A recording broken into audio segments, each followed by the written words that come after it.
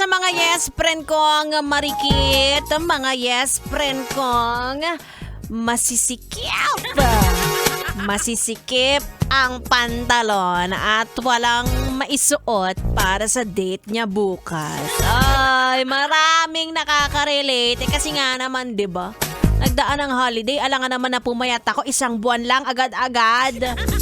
Hindi naman pwede yon, no? Hindi kakayanin. Charot. Anyway, I am back. It's me, Ganda Wanda. Kasama niyo pa rin dito sa 101.1 SFM. O, ayan.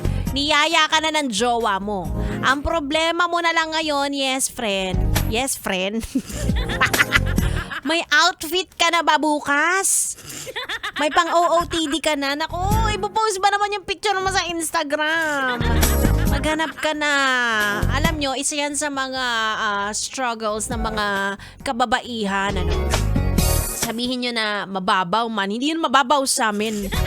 Diba? Dapat isa kami sa mga pinakamagandang babae bukas. Ganyan.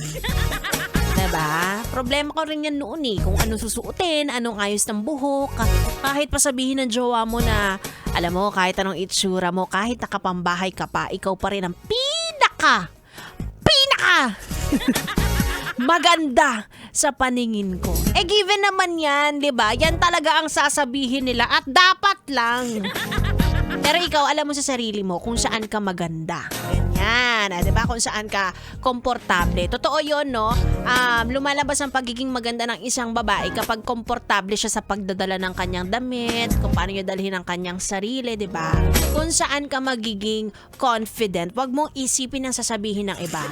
Isang tip mula kay Ganda Wanda na isa ring maarte, ano?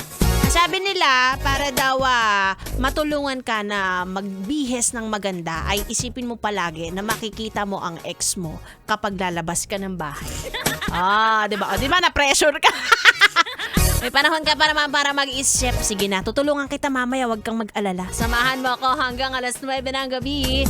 Again, it's me, Ganda Wanda. Tuloy muna natin ang ating tugtugan dito lang sa stasyong number 1. Sa kagandahan, 101.1, yes, FM Solid.